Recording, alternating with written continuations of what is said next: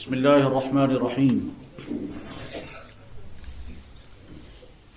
بزرگان محترم،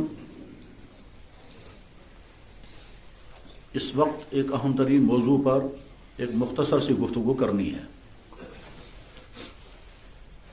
ابھی پچھلے 2-3 دنوں میں یہاں کے سوشل میڈیا پر ایک علاقے کے ایک شخص کے بارے میں جو صورتحال سامنے آئی ہے وہ شاید اکثر لوگوں کو معلوم ہوگی۔ میرے ایک بہت پیارے عزیز نے وہ ویڈیو مجھے بھیجی تاکہ ہم اس کو سنیں اور دیکھیں اور اس کے بارے میں اس سلسلے میں بات کریں۔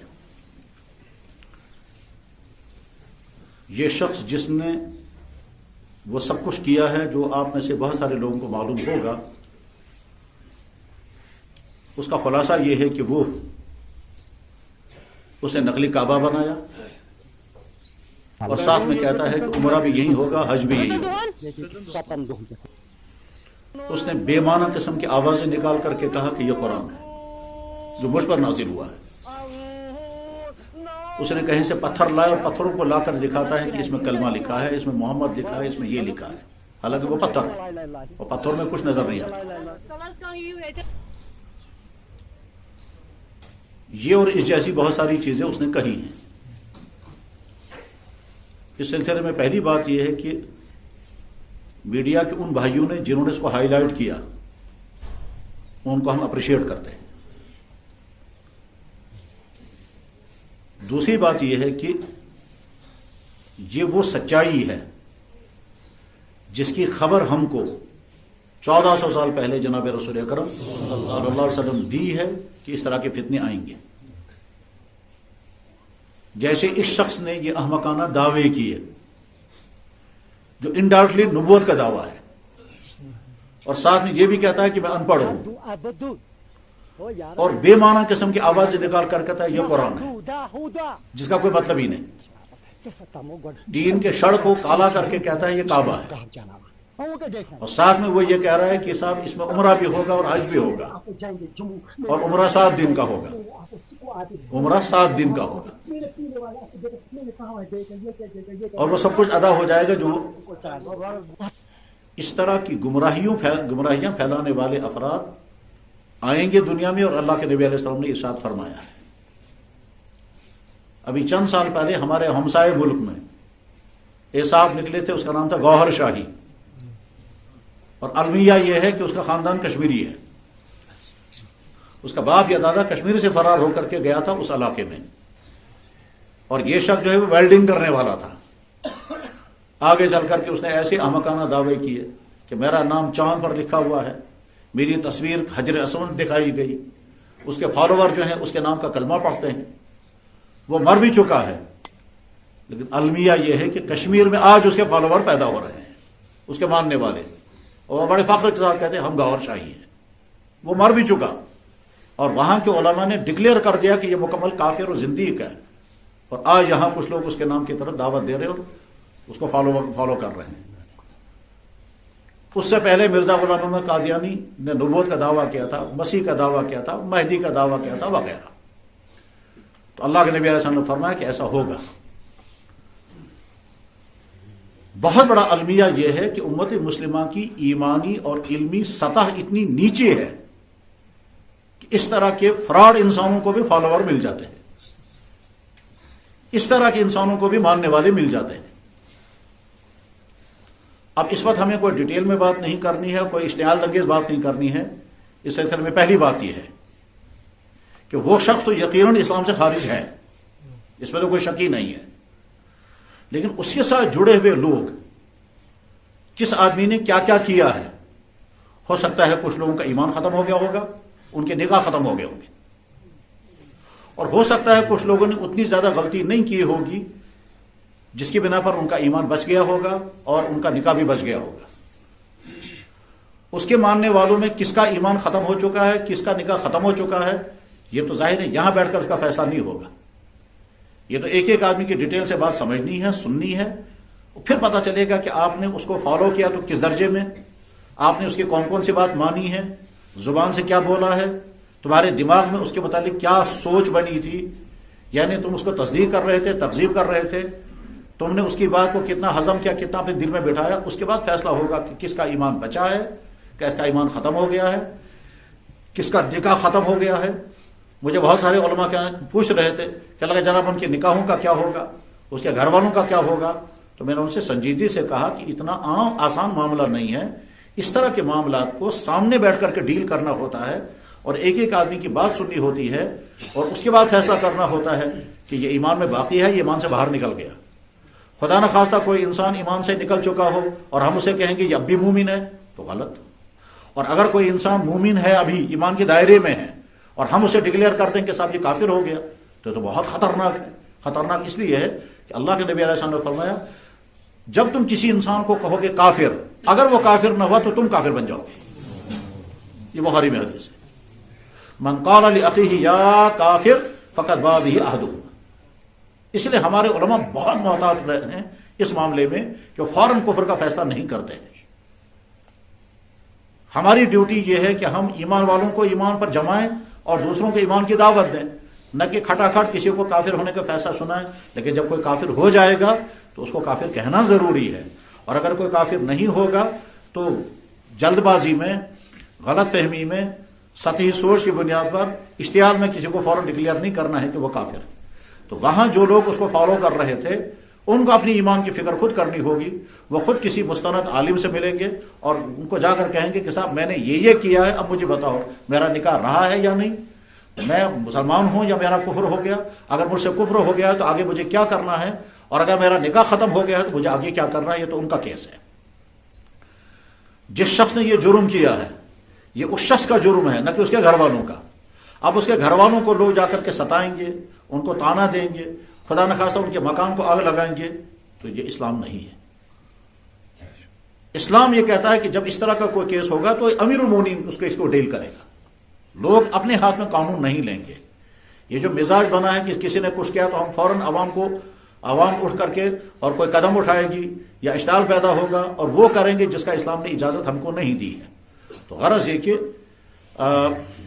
اس شخص کا معاملہ کیا ہوگا یہ الگ ہے،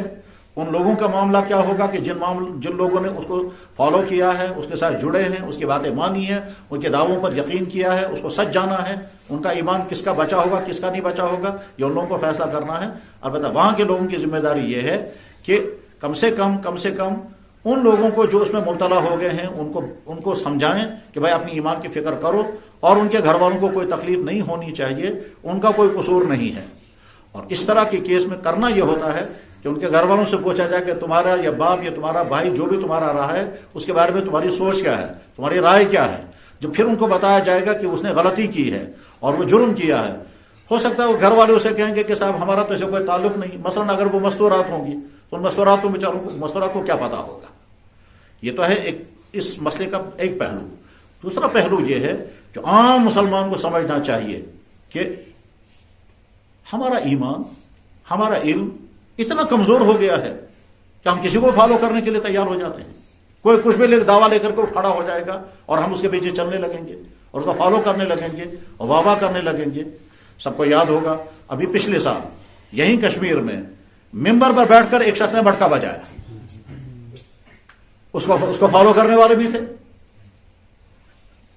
تو کم سے کم ایمان والوں کا ایمان اتنا سالڈ ہونا چاہیے، ان کی سوچ اتنی پختہ ہونی چاہیے کہ وہ کسی دھوکے باز کے دھوکے میں نہ آ جائے۔ جناب رسول اللہ صلی اللہ علیہ وسلم نے اس کی ساری پیشنگوئیاں فرما دی تھی۔ اللہ کے نبی کی موجودگی میں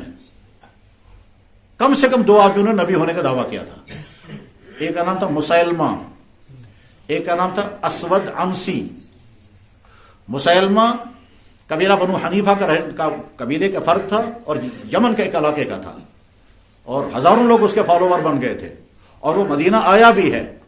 اور اللہ کے نبی علیہ السلام سے ملاقات کرنے کی چاہت بھی اس نے کی۔ آپ نے ملاقات کرنے کے بجائے یہیں سے تشریف لے گئے،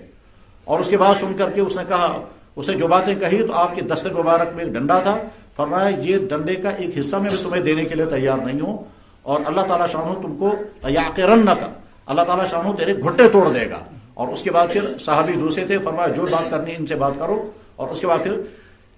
اللہ کے نبی کے دنیا سے جانے کے بعد مسلمانوں نے جو سب سے پہلا جہاد کیا ہے وہ اسی کے خلاف کیا تھا۔ اور یہ مسلمہ کذاب اس انسان کے ہاتھ سے مارا گیا تھا جس انسان نے اس سے پہلے ایک بہت بڑا جرم کیا تھا، یعنی حضرت حمزہ رضی اللہ عنہ کو شہید کیا تھا، اس کا نام تھا وحشی۔ تو وحشی جس کے ہاتھ سے حضرت حمزہ رضی اللہ عنہ شہید ہوئے تھے، اس کو بہت قلق تھا، بہت افسوس تھا جب وہ مسلمان ہوا تھا۔ اور جب وہ مسلمان ہوا تو اللہ کے نبی علیہ السلام نے فرمایا انت وحشی، تم وحشی ہو، انت قتلت حمزہ، تو نے حمزہ کو شہید کیا تھا، تو نے حمزہ کو شہید کیا تھا۔ اس نے سر جھکا کر کہا جی میں نے کیا تھا۔ لیکن رحمت للعالمین نے کوئی انتقام نہیں لیا، کلمہ پڑھایا، مسلمان ہو گیا، اتنا فرمایا حل تستطیع ان تغیر وجہک عنی، یہ بخاری شریف کے الفاظ ہیں، میرے سامنے بتایا کرو، کلمہ تو میں نے تمہیں پڑھایا، تمہارے خلاف کوئی سزا نہیں ہوگی، معاف بھی تمہیں کر دیا، پر اتنی مہربانی کرو میرے سامنے بتانا۔ فرمایا کیا تم اتنا کر سکو گے کہ اپنا چہرہ مجھ سے دور رکھو؟ اس نے سر جھکایا، پھر وہ حضور کے سامنے نہیں آیا۔ اللہ کے نبی دنیا سے رخصت ہو گئے تو اب اس نے سوچا اب تو میں جا سکتا ہوں، چنانچہ مدینہ آیا اور مدینے سے فوج روانہ ہو رہی تھی مسلمہ کذاب کے خلاف۔ اس نے کہا اس فوج میں ضرور جاؤں گا تاکہ اس جرم کی میں تلافی کر سکوں، چونکہ اس کو اٹیک کرنے کا ایک خاص آرٹ اس کے پاس تھا، جس اٹیک سے اس نے حضرت حمزہ کو شہید کیا تھا، وہ نیزہ مارنے کا اس کا ایک طریقہ تھا۔ چونکہ اسے نیزہ جب مارا تھا ہر حمزہ کو تو وہ یہاں پر لگا تھا اور پیچھے سے نکل گیا تھا، چونکہ نیزہ مارنے کا اس کے بعد آرٹ تھا۔ اس نے سوچا وہی آرٹ میں استعمال کروں گا اس نقلی نبی کے خلاف۔ چاچی جنگی یمامہ میں شریک ہوا اور وہ یہ دیکھ رہا تھا کہ مسلمان کہاں ہیں۔ بہرحال یہ دیکھتے دیکھتے اسے اندازہ ہو کہ فلاں جگہ پر ہے، اور وہ ایک اونچائی پر تھا، ایک مکان کے اندر تھا، اور مکان کے اندر دیوار تھی، دیوار پھٹی ہوئی تھی، اس دیوار کے اندر سے وہ دیکھ رہا تھا نیچے جنگ ہو رہی تھی، جس سے یہاں سے نیزہ مارا اسے، اور یا تو یہاں پر لگا تھا نیزہ یا یہاں پر لگا تھا، اور وہیں سے گر گیا۔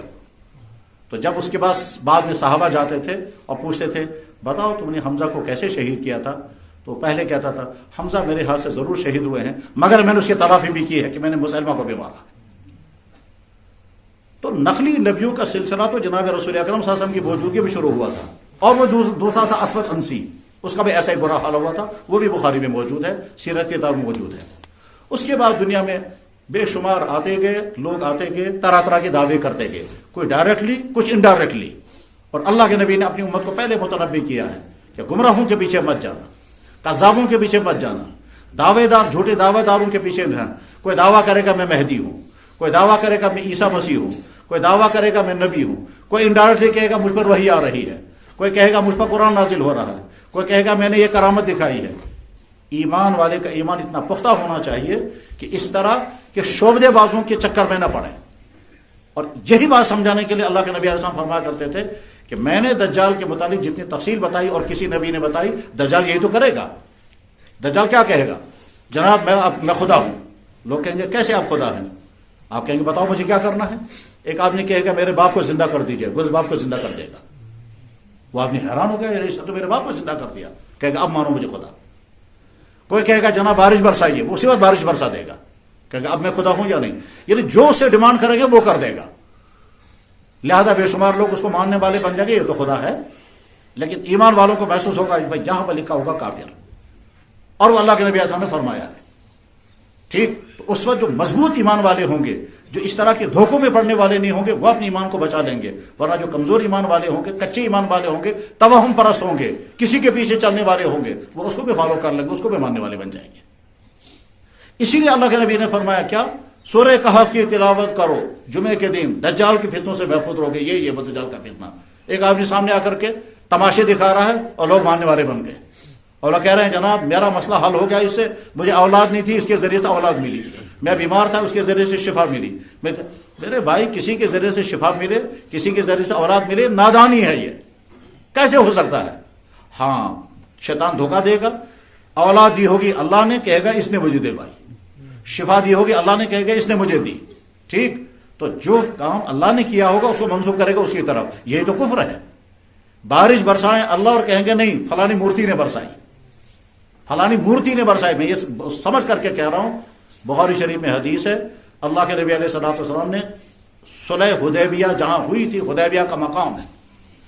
حدیبیہ کا مقام، اس حدیبیہ کے مقام پر صبح فجر کی نماز پڑھ کر کے آپ صحابہ کی طرف متوجہ ہو گئے، فرمایا آج رات کچھ لوگوں نے اللہ پر ایمان لایا اور بتوں کا انکار کر دیا، اور کچھ لوگوں نے بتوں پر ایمان لایا اور اللہ کا انکار کر دیا۔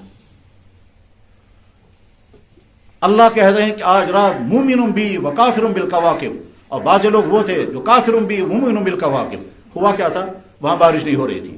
سخت پریشانی تھی، صحابہ میدان میں بیٹھے ہوئے ہیں،